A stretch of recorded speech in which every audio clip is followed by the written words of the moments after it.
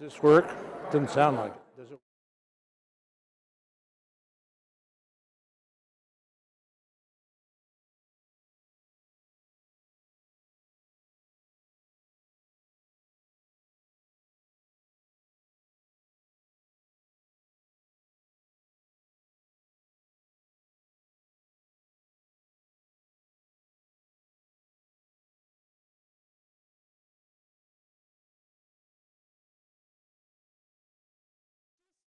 Trying to do a sound check with our speakers, so I just need everybody to.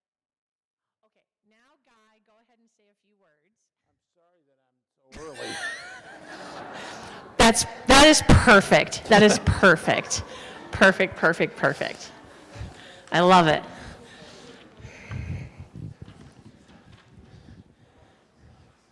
Oh, I'm good. Okay, I'm on. They get to see B-roll footage of me doing my thing here. So welcome, everyone, to today's Lunch and Learn. My name is Candace Summers. I am the Senior Director of Education here at the McLean County Museum of History. And before I introduce a man who really does not need an introduction, Guy Fraker, I will want to thank our Lunch and Learn sponsors. This is where the paper comes in handy so I don't screw up the language because it's very specific. MCK CPAs and Advisors, and our live stream partner, WGLT, your local public media, which is part of the NPR network. This program is being live streamed and recorded, so as many of you have heard me say before, if you don't want it to live on the internet forever, mind your P's and Q's. As anything these days you can find on the internet. And for today's program, if you have a moment, please feel free to explore our exhibits if you haven't done so before or if it's been a long time. In particular, the Abraham Lincoln and McLean County exhibit on our first floor to learn more about Lincoln's impact on our county and McLean County's impact and influence on Lincoln and his rise to the presidency. So with that, I'm going to turn it over to Guy Fraker, who is going to share the story of Abraham Lincoln's first love, Ann Rutledge. Thank you. I had a good friend who is no longer with us, but he once said to me, "Fraker, you're going to be late to your own funeral." So I plead guilty. It's an honor to be here.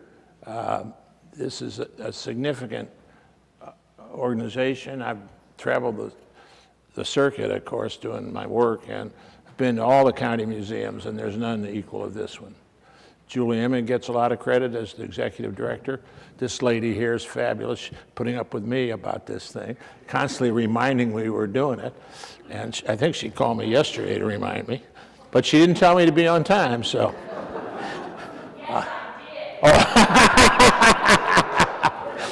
Okay. And that's about my program. Thank you very much. Glad you came. No, it's an honor to be here. And this is a subject that I've spoken on several times around the state, and I was pleased to be able to do it here. It's about a story that I find very engaging and interesting, Lincoln and Ann Rutledge.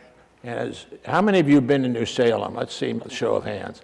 There you go. Well, then you know about Ann Rutledge and the Rutledge Tavern. And so that's what this story's about. I'm going to start with talking about the founding of New Salem, which you may know this, but it was founded by James Rutledge, the father of Ann, and his nephew, John Cameron. They tried first to locate, you remember they wanted a place to build a mill. And you'll remember that if you've been to New Salem, you remember the mill, the grist mill that they did ultimately plant on the Sangamon River. They first started over in an area that I had never heard of till very recently, and I can't remember the name of it either. No, Sand Ridge, which is an area that I'll talk more about as we go. But they tried to plant their mill at Sand Ridge on a creek called Concord Creek, and it just didn't have steady enough water. So in 1829, they came over and built the mill that you're acquainted with, and that became the center of and the reason for the city being, or the town being built. It was that when it first started, there were only 25 people in the town after the mill was built, and it was up there on the hill where you know it is now, although the configuration of the buildings is not what it once was, but in the recreation. But I'm not here to talk about New Salem particularly, but I just say this. The reason I love talking about it, my great aunt, who was from Athens, Illinois, took me to New Salem when I was 10 years old. And if it wasn't for her, I wouldn't be here today, wouldn't to be late or not, because that got me started at age 10 about Lincoln. So New Salem is very dear to me. The Sangamon River was what brought Lincoln to New Salem. And he was floating a flatboat. And when we say a flatboat, that sounds like a fairly small thing. These things were long and wide, and they carried cattle. And he had been another trip to New Orleans. He was on his way to New Orleans. He was going down the Sangamon to the Illinois, to the Mississippi, to New Orleans. His second trip there. He went when he was a young man in Kentucky, or in Indiana. So he knew what he was doing, but he had not anticipated. There's a town that's no longer there that was about 10 miles upstream from New Salem called Sangamo Town. That's where he built this. He built the raft himself with the help of one of the guys who was going to go with him. And then they floated down to New Salem, where they were going to keep going and so forth. He didn't care about New Salem. He'd been hired to take this trip by a guy named Dennis Offutt, kind of a ne'er-do-well, who opened a store in New Salem. And that was the reason he was going.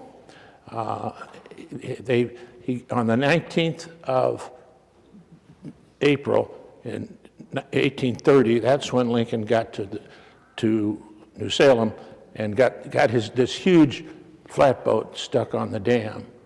And so he unloaded the cargo.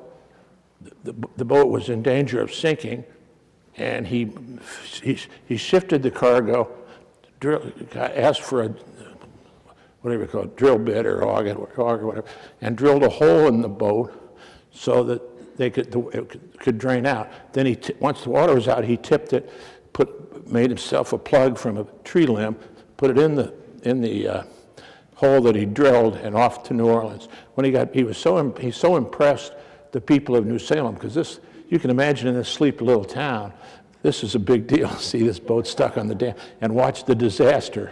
So they were probably a little disappointed, but that's how he got to New Salem. And then, of course, if you've been to New Salem, you know about the Rutledge Tavern, and that was sort of the meeting place of New Salem, and the center of the action in the town. And Rutledge had some children, and one of which was Ann. And I've got some notes here about her. She was born in Kentucky in 1813. The family came to Illinois and eventually came to New Salem in 29.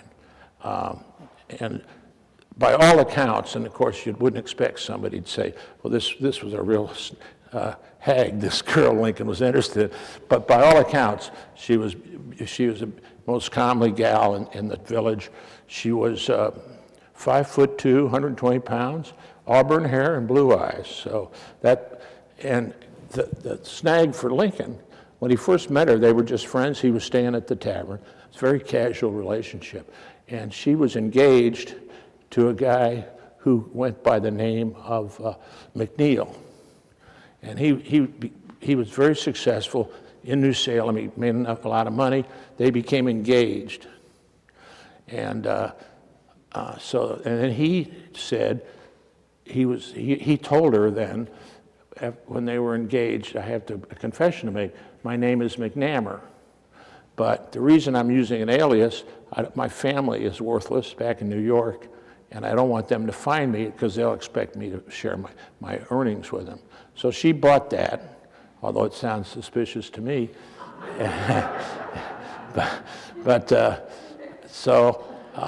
So then he leaves, supposedly to go back to New York to square up with his family, then he was going to return. And by the way, he did ultimately return like 3 or 4 years after New Salem shut down and ended up living in the area. But anyway, he had a problem, a health problem in Ohio, and became quite ill and was sick for quite a while. So that totally threw him off from his alleged return to marry the lovely Ann. So, and we all know about New Salem. And as I say, I knew about New Salem forever, but I didn't know about Sand Ridge until very recently. And that's sort of the surprise of this whole story. And that's why I'm glad to have a chance to talk about it, because most people never heard of Sand Ridge. But it was an area about 5 miles to the north and east of New Salem. It was an area of about 10 square miles. And it was, now you can go there, but there's nothing there. It's almost, other than some country roads that you can get lost on, but there's just nothing in Sand Ridge. But that became the real center of the story. And because of the New Salem being up on that bluff and having no water, it was not suitable for a place to live, actually, because they had to haul water up from the river. So a lot of New Salem people, whose names of which were familiar, ended up going there, and that included the Rutledges. And this shows you how little, and this is what shocked me, this whole story about Ann Rutledge and Lincoln. They moved, he got there in 1830. In 33, the Rutledges moved over to Sand Ridge, and as did other friends of his. And so everything, but everything about New Salem, I'll remind you, is oral history, because nobody was writing this stuff down. There was no historian, there was no newspaper. But he, according to all the accounts, he made regular visits to Sand Ridge and stayed. I don't know if you remember the Armstrongs, that story about Jack Armstrong, the wrestler that Lincoln wrestled to a draw and all that stuff.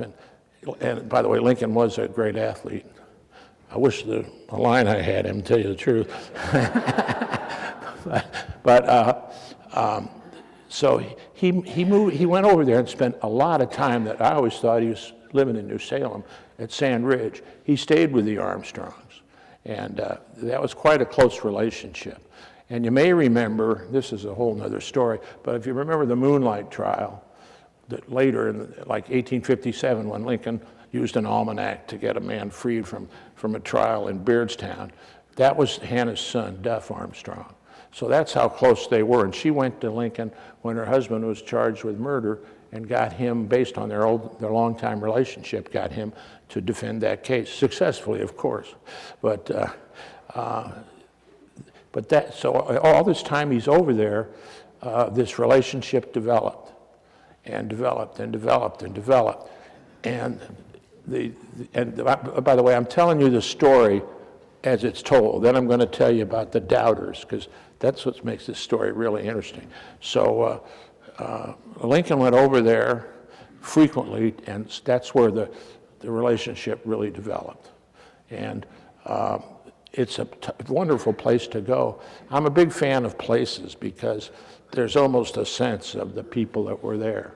And stuff about the roads, that's really true, because you can identify, oh yeah, Lincoln was on this road back in 1842 or whatever. But anyway, that place has been preserved by local historians, preserved to the point that all the historic sites are marked. The site of where Ann Rutledge and her family lived is marked. That's the site where she got typhoid in, let me get the date straight, in 1835 and died in 1835.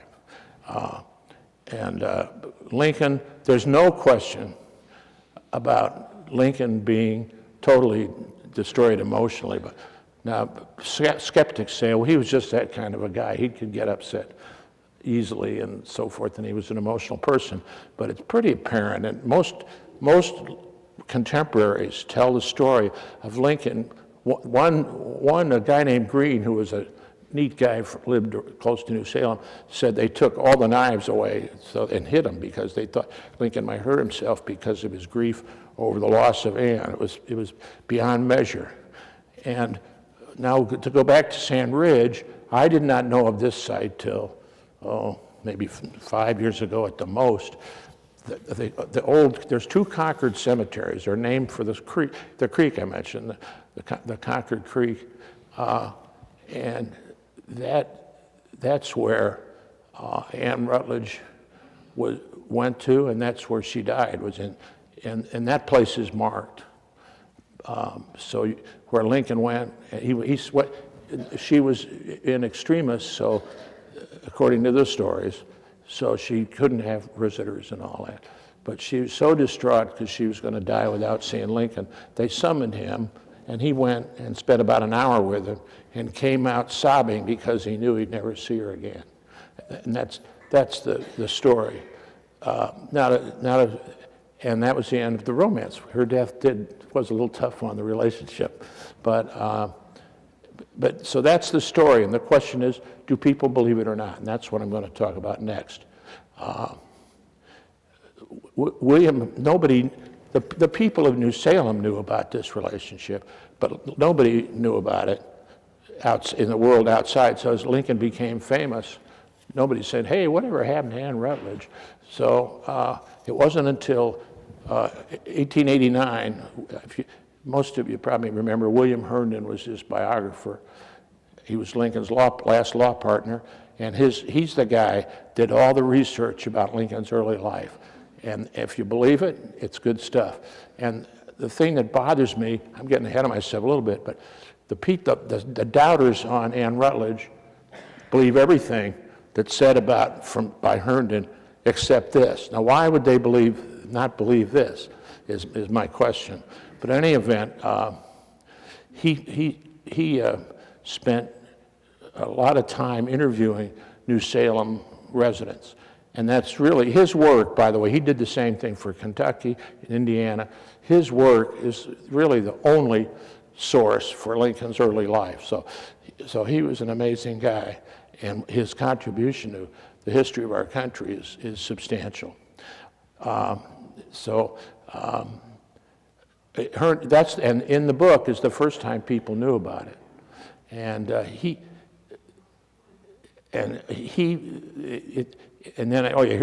I'm getting off. I don't want to get off track. I have a note here. Stood the test of time for generations of scholars.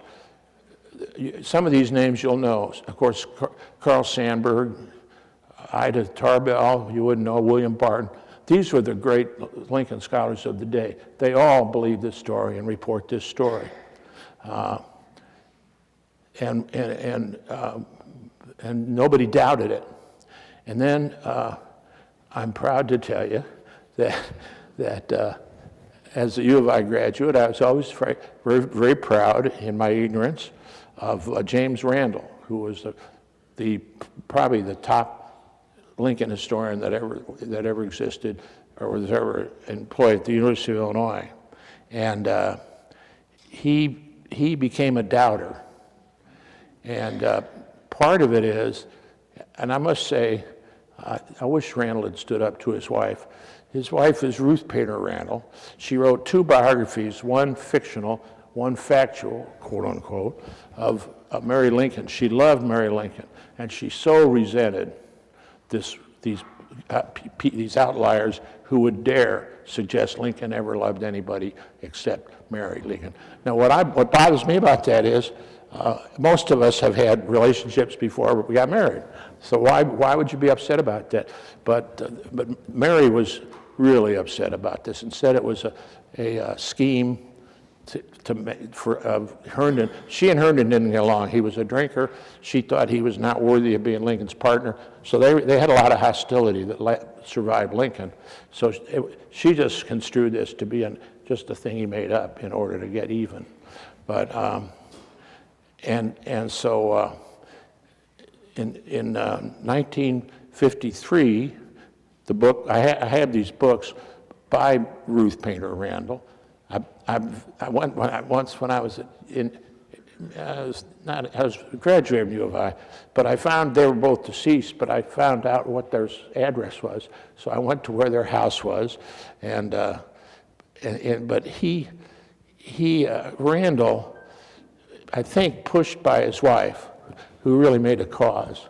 And this is the part where I get pretty critical of these historians, because we're talking about some of the top historians in the country and in the Lincoln world, and that they went out of their way to destroy this relationship is very strange to me. Now, Randall wrote an essay. Randall wrote a 2-volume history of the Lincoln presidency that is it was published in the 40s, that is the most authoritative book, some say, about the Lincoln presidency. But he had an appendix in there, 21-page appendix called Sifting Through the Ann Rutledge Evidence. 21 pages that had nothing to do with his history of the Lincoln presidency. And I have that book and never, actually I haven't read it. I have a lot of books I need to read, and I better hurry. but I never had seen this thing, so I go to my volume 2, and there it is, this sifting through the evidence. And some say his wife wrote it, and he just used his name. But so that's the beginning of the story of destroying this legend. And then his one of his PhD students at U of I was a guy named David Donald. And David Donald wrote a book called Lincoln's Herndon, a biography of Herndon. And in that book, he totally goes after and makes it real clear this is not a true story. But then that was his thesis that he's writing for Randall. So David Donald, in writing his thesis, picks up on David Donald and or picks up on he's trying to snow his managing partner, managing professor. So he writes this book, and that totally debunks it.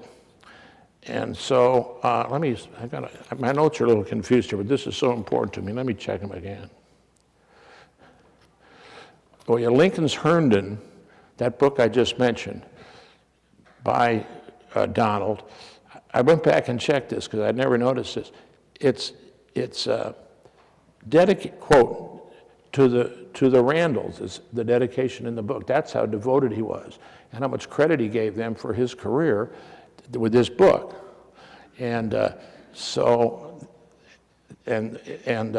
all of this happened when he was at my beloved U of I, so I'm very embarrassed about my history department.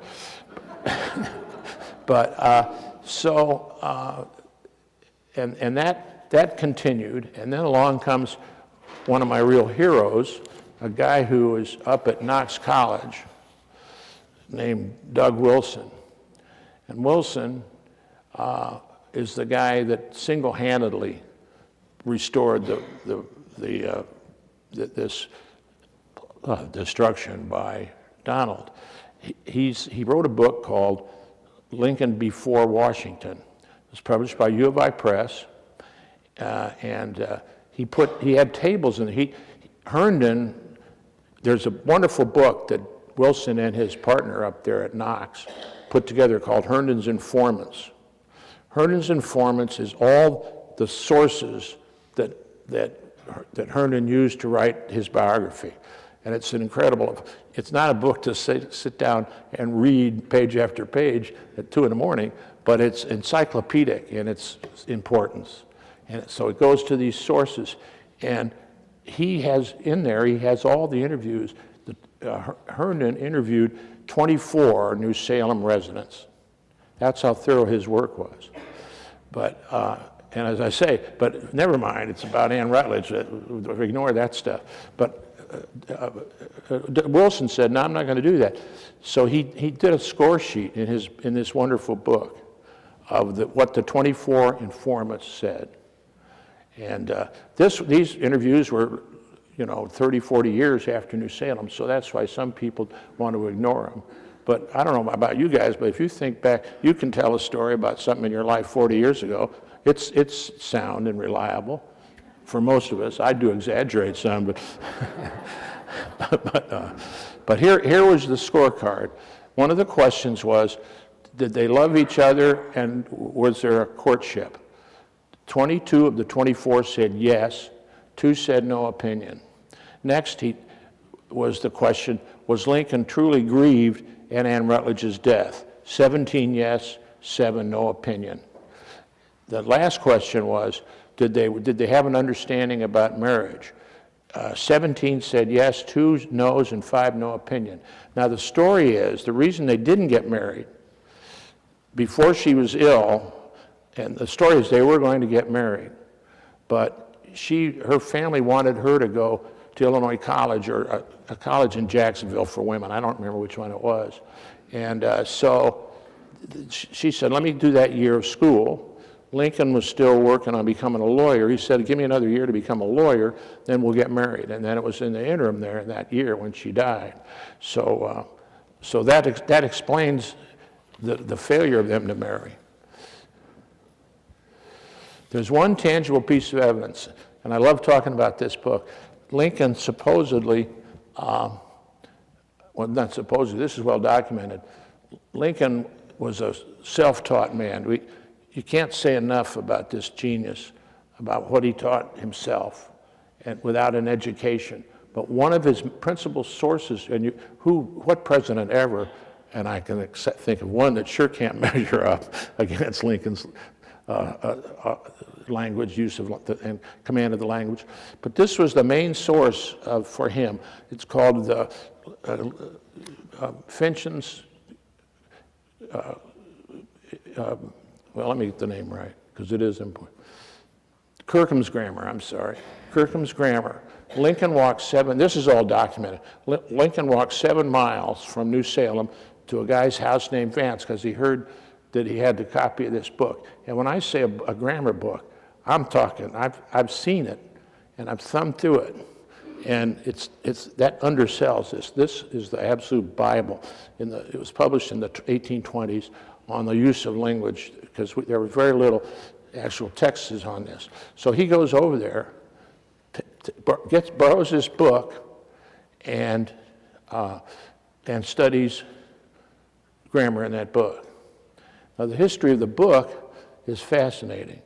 It ended up this confirms the story. Well, first let me say, the book is inscribed in Lincoln's hand, Ann Rutledge studied grammar. Now, there are scholars that question whether that's his handwriting or not, but that's the inscription. The book ended up to confirm that. The story is that when Ann had the book, when she died, she gave it to her brother, and this is all factual that he had it, and it passed its way down through the family until the 1930s, when it ended up in the library of the municipal library of Decatur, and they ultimately gave it to the Library of Congress. So when I was out there doing research, a good friend of mine asked me if I wanted to see Kirkham's Grammar. I said, well, sure, of course. So she said, well, put these gloves on, and they pulled it out. So I've actually held this book in my hand, and it's such an experience that's hard to describe. If you believe the story, which I do, to think that Ann Rutledge and Abraham Lincoln handled this book is pretty remarkable.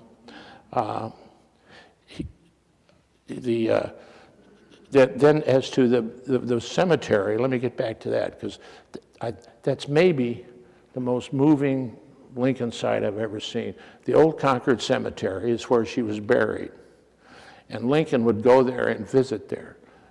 He was about like 5 miles from New Salem. He would walk over there, and by all accounts, one of these guys said that he would go actually and throw himself on the grave during rainstorms. He was so distraught about her being out there. And he's quoted, one of the guys is quoted that Lincoln stayed with, that he said, I can't bear to think of her out there by herself in the cemetery. And so to go to this cemetery, which is, it's about, quarter of a mile at least off any road, and it's very moving. But what happened was that this is to me, one of the grossest things I've ever read about. They were she was buried there, of course, in 1935 when she died. In 1880s or 90s, they were developing a new cemetery in Petersburg. So the developer of the cemetery got permission to take some of her remains and put them in his cemetery. So if you go to Petersburg, you'll say, I would like to see the Ann Rutledge grave.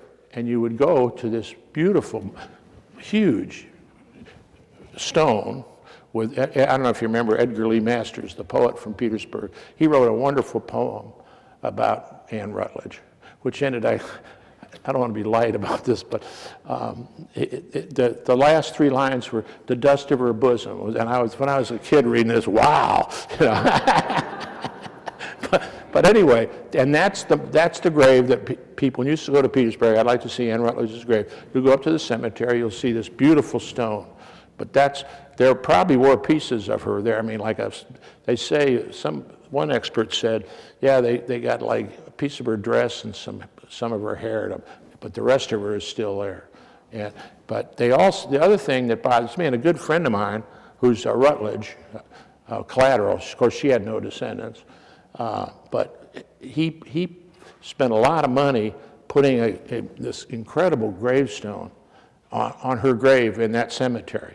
And it's most respectful. It has that quote on it, and that's the good news. But to me, and I don't tell him I ever said this because he's very proud of what he did, but it destroys the ambiance of this cemetery. You go there, and there's where her grave was. Next to it, her brother, who was a lawyer, died 2 years after her. There's his grave. There's her father's grave. Her mother survived and ended up in Iowa. But you're in this cemetery where the people of New Salem buried their people, and they're dead. And it's just, these names are familiar. If you've ever been to New Salem, you'll see these cabins that are now there. You'll see them. These are the people that are buried in Old Concord Cemetery.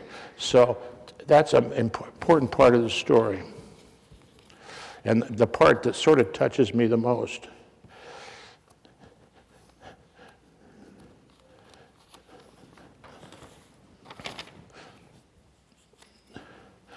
Oh yeah, I wish I had. I'm not into electronics, so the first time I went there, it was somebody told me how to find it, and it's sort of scary because you have to drive a quarter of a mile through waist-high grass, and they just said, "Don't worry, Guy. There's no ditches, there's no holes. You can do it." So I did that, but I got there, and it was a cloudy day, and there was an entrail from a jet flying across just by chance. The fact that a jet made us beside the point. It was like part of this picture I just happened to take on my phone, and the picture is just. I love the picture. It's been published on the cover of a journal that's Lincoln Lore that's published over in Indiana. But that's what this place sort of means to me.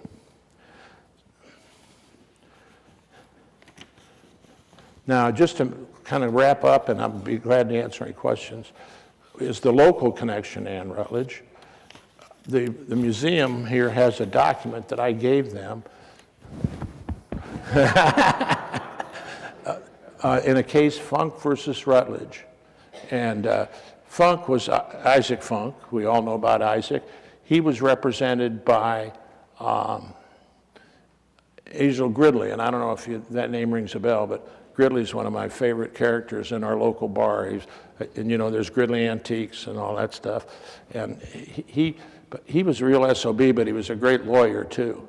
So this was a partition suit, which you may remember, a partition is a suit filed to divide property and to determine the title to property.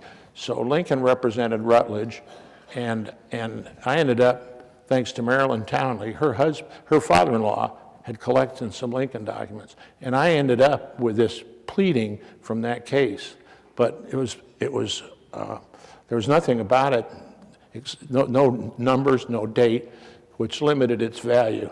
So the circuit clerk, one of you lawyers bail me out, I can't remember his name at the moment. Anyway, the circuit clerk, I told him about it because the fire, destroyed all the 05 fire destroyed all the Lincoln documents. And I told him I had this pleading. He said, well, we got some docket books downstairs that that might be, there were 7 of these and there's only 2 left. But let me get those. And so he brings them up, and lo and behold, I find this case in David Davis was the judge, and in his hand was the outcome of the case and all that. So the good news is the value of that document leaped for me in IRS when I gave it to the museum. But that's the closeness of Ann Rutledge's story, that this was her cousin that was living in Hayworth or in that township. So we have our own story about Ann Rutledge and Lincoln. But to sort of wrap this up, I hope you get the feeling that for whatever it's worth, I believe this story. And if you think about a couple of things about it are pretty amazing to me. One is, if I talk about any of this in religious terms, oh, come on, Fraker, get over that. But destiny is what somebody told me, talk about destiny. If Lincoln hadn't got stuck on that dam, he'd have gone on down to New Orleans, come back, this Offutt's going to give him a job. He'd probably never have been, maybe wouldn't even be in New Salem. Or if he was, he wouldn't have been the guy that became president of the United States. But the fact that he got stuck on that dam is one of the most important facts in the history of America that sort of is lost in the shuffle. The other one is, the opposite side of that, is this Ann Rutledge's death. Had she not died, he probably would have married her. Her family had some money, they owned some land in the neighborhood, so he probably would have become a gentleman farmer. So destiny in this story leads to the conclusion that it was supposed to happen, because without Abraham Lincoln, we would be 2 countries today. Thank you.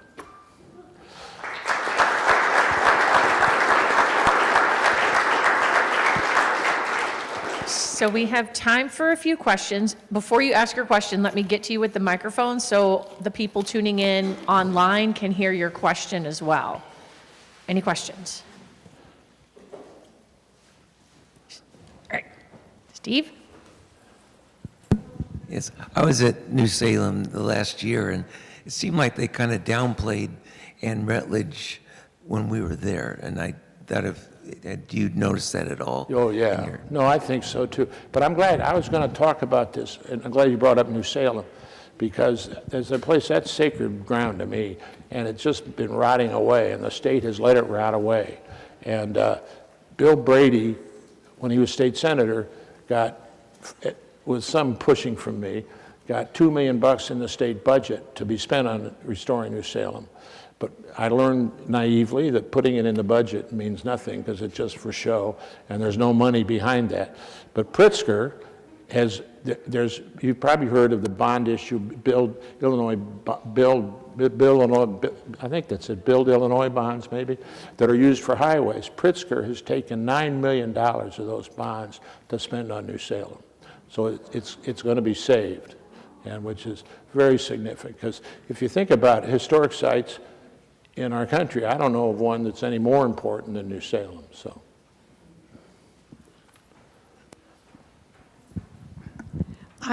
I attended in October the candlelight walk in New Salem, great. And it was awesome. It was also very dark with just candles. Oh, good for you. Is yeah. good. And so they've definitely restored several buildings that were open that night. It was awesome. Yeah. I also did some research on Abe and Ann. a couple of times in my life, and one recently for Normal History Club. First of all, I'm glad, because a couple of them are here besides me, that you and I both think it's real. So Okay, good. that was good. Well, thanks for backing me on this. Yeah, right. And they heard some of the things you said, so that was good. But do you think that, because it seemed to me also that Mary Lincoln was greatly influenced the naysayers? Do you think it was that it couldn't have happened? Could be, but I don't want to get carried away being negative about Mary either, because she, to me, let me just pursue this line of thought. To me, she's one of the most pathetic, and I mean that not in a negative way, people in the history of America, because she did help Lincoln, but she never gets the credit. And she was, some of the bad stuff you hear about her is true. And she was a needy woman. She's married to a guy whose friends, including David Davis, said he was a cold person. He never thought about anybody else. So here's this needy woman married to a guy like that. And then and then she ends up losing two sons. And then Tad, who survived, the youngest, who survived the Civil War and Lincoln's death. Then he was her only companion in life, and they go to Europe together, and he died on her. So she's now by herself, and so she's a sad character. And there's no question that I don't think it was a particularly ideal marriage by a long shot, but she pushed him and pushed him and pushed him. That's the contrast she made, and maybe in a negative way. Why? Because on the circuit, he was out there for 3 months a year, 2 or 3 months. Out, never going home. All the other guys went home. But while he was out there, he was building these relationships that put him in the White House. And if it hadn't been Mary, and one of the reasons they say he was out there was he didn't want to be at home. But, okay, well, thank you, Mary, for that. So. It's a practical question. During that time you were covered, Lincoln was working on his law degree. How did he support himself? No, he wasn't working on a law degree in the sense you and I think of. He was reading on his own, and he's very proud of the fact that he's said in one of his sort of autobiographical remarks, he said, "I did it myself. Nobody helped me." And most of these guys went into a law office. There were very few law graduates. Very, very, very few, particularly in Central Illinois. But these guys would go into a law office as interns, let's say, and then after a certain period of time, they'd say, "Hey, I'd like to be tested." And so there were people. Lincoln did a lot of that testing. There was no official test, but respected lawyers then would interview them and decide they were worthy. So Lincoln, it wasn't that he was doing what he was doing and still reading the law. And most of that was at New Salem. He left New Salem in '37 and walked rode a horse, whatever, to Springfield. And lo and behold, he became a lawyer. So. One last question goes to Tom Eder. You've talked about Herndon's research into Lincoln's early life, his knowledge of Lincoln firsthand and all of that. I just wondered, is there, in all of your research of Lincoln, did he ever directly comment in any of his writings or any of his personal writings about Ann Rutledge? I mean, he passed away in 1865. Did Mary, not Herndon, did Lincoln himself or Mary? No, that's one of the people that say it's not true, point to the total lack of any comments by him, and of course she couldn't say anything, but all these contemporaries said so. But that's not necessarily, Lincoln was a private person, so there's no reason he'd be talking about it. So. Okay, well, let's give Guy one more round of applause. Thank you. Thank you again for joining us. Thank you to MCK CPAs and Advisors for sponsoring our series and GLT for sponsoring our live stream.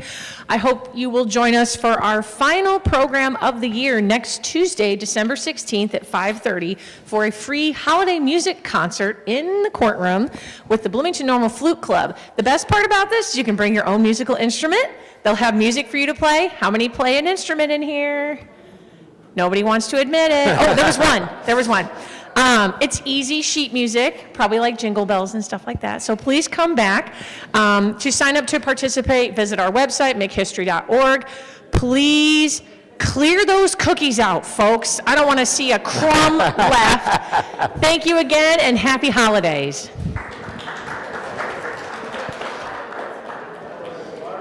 Hey, nice job.